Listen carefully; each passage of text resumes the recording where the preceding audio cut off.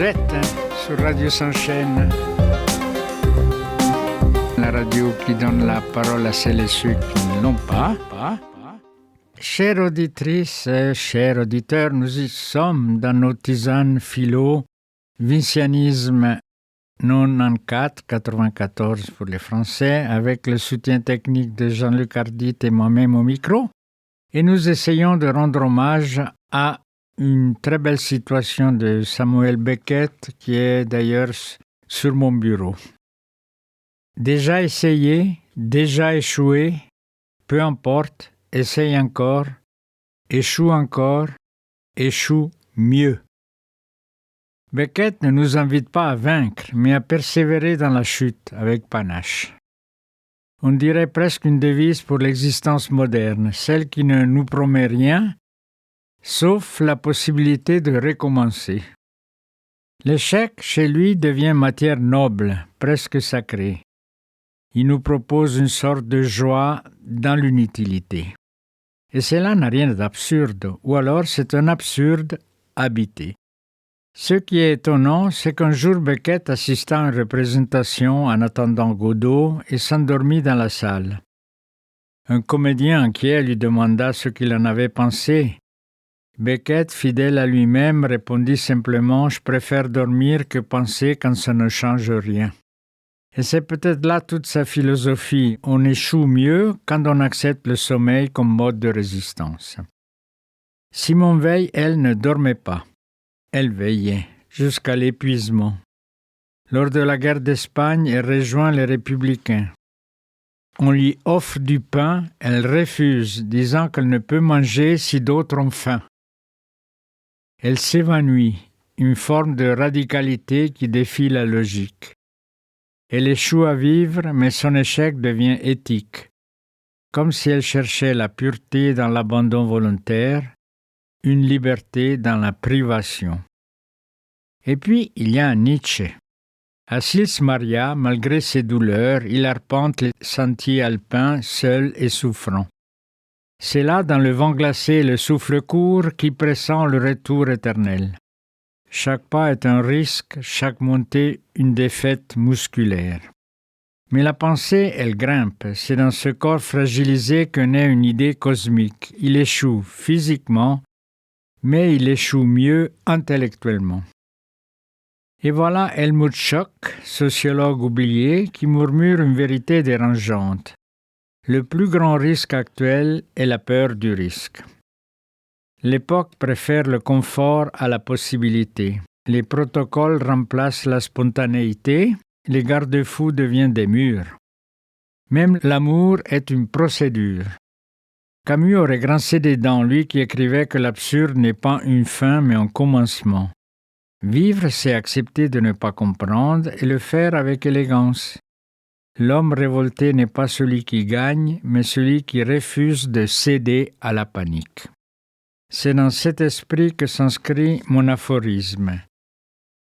Parfois, les gens sont encombrants, mais s'ils ne sont plus là, ils vont me manquer. On dirait du Beckett avec une touche de Woody Allen. Les autres sont l'enfer, disait Sartre. Mais l'enfer est souvent domestique. Il fait du bruit, il demande trop, il prend trop de place. Et pourtant, quand il disparaît, il laisse une forme étrange de vide. Un jour, dans le métro parisien, un homme monte chaque matin dans la même rame et chante faux très fort. Les gens le détestent, il disparaît soudainement. Et à la surprise générale, plusieurs passagers avouent qu'il leur manque. Comme si l'encombrant avait tissé un lien invisible, une routine affective. On le voulait loin, mais pas trop longtemps. Hannah Arendt n'aurait pas été surprise. Pour elle, la pluralité est notre condition. On existe toujours parmi les autres, contre les autres, grâce aux autres. Il n'y a pas d'individus purs, il n'y a que des êtres encombrés, et c'est cela qui rend la liberté possible, une liberté en tension, jamais solitaire. Et cette liberté, justement, nous la plaçons là où elle fait sourire. La liberté se trouve à l'intérieur de la nécessité. Ça, c'est une formule paradoxale, mais profondément spinoziste. Spinoza explique que comprendre les lois du monde, c'est s'émanciper. L'homme libre n'est pas celui qui se dérobe, mais celui qui consent aux causes et agit en connaissance. Il ne fuit pas les déterminismes, il danse avec. En 2019, un chercheur observe qu'un poulpe résout des énigmes complexes. Intrigué, il conclut que le poulpe agit selon sa nécessité, mais avec une liberté tentaculaire. C'est une métaphore incarnée de Spinoza, pas de libre arbitre, mais une intelligence organique, fluide, sans crispation. Le poulpe philosophe, sans le savoir. Et puisque l'un philosophe sans le savoir, Hegel entre à son tour. Chez lui, la liberté surgit du conflit.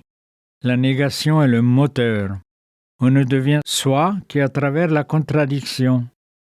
La nécessité n'est pas une cage, mais une forge. C'est dans la douleur de la dialectique que l'esprit s'élève. Deleuze, lui, fuit les cages conceptuelles. Il préfère les lignes de fuite. Être libre, ce n'est pas choisir, c'est créer. C'est tracer son propre labyrinthe dans le labyrinthe du monde. Pas besoin d'issue, juste un tracé singulier. On peut donc être libre au cœur de la contrainte, comme un danseur au milieu d'un filet. Alors mon émission radiophonique est en quelque sorte une galerie vivante.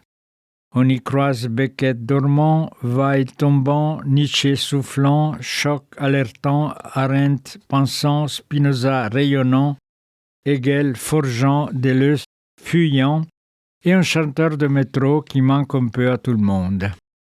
Je nous propose une philosophie sans arrogance, une pensée qui trébuche avec noblesse. Une manière de dire que la grandeur n'est pas dans la victoire, mais dans l'élégance du recommencement.